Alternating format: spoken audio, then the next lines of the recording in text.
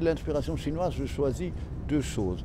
La Chine archaïque, très dépouillée, très moderne en fin de compte, et les trois empereurs, c'était trois empereurs qui étaient au XVIIe siècle.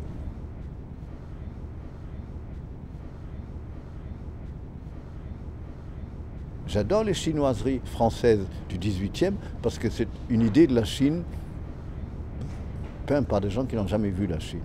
Et ça c'est amusant parce qu'il y a une vraie imagination là-dedans. Et c'est pas des mauvais goûts, c'est plein d'esprit et c'est léger. Et j'aime assez l'idée aussi, comme dans les films, de faire jouer des noms chinois, des rôles chinois. Quand vous allez à l'opéra pour votre Turandot, c'est pas forcément une chinoise qui chante. Hein. C'est amusant, c'est l'influence et l'esprit de la Chine qui donne une inspiration, mais qu'il faut travailler.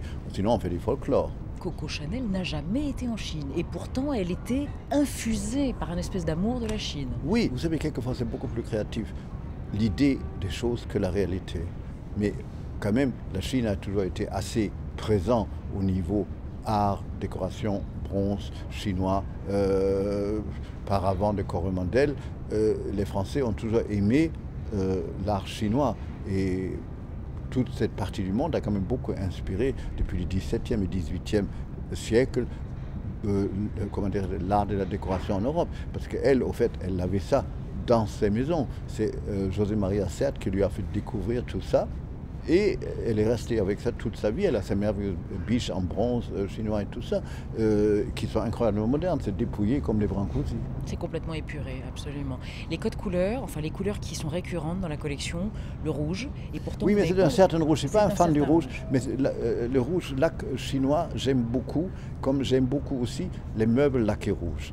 Pour les vêtements de rouge un peu cerises, machin comme ça, je suis moins fan. Mais avec les kakis, l'or mat, car l'or n'est pas brillant, c'est pas du tout un or agressif et très clinquant, c'est pas du tout bling bling. J'ai pris ce qu'il y avait des plus dépouillés, des plus élégants et des plus authentiques dans la culture chinoise en ce qui concerne l'art décoratif et les vêtements.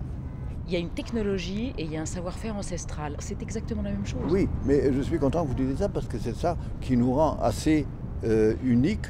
Et on n'a pas de concurrents parce que personne a à sa disposition autant de gens avec autant de savoir-faire.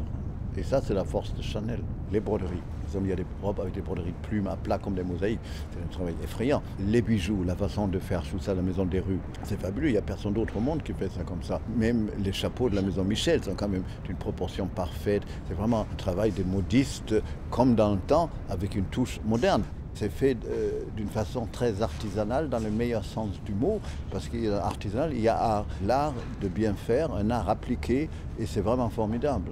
L'image de cette collection tient beaucoup à ces raffinements qu'il faut vraiment voir de près, presque toucher, pour savoir comme c'est fait et pour apprécier vraiment à fond la beauté de ce travail. Mais la base était un dépouillement qu'on retrouve dans la Chine archaïque et dans cette période merveilleuse des trois empereurs qui a duré très peu de temps à la fin du XVIIe siècle.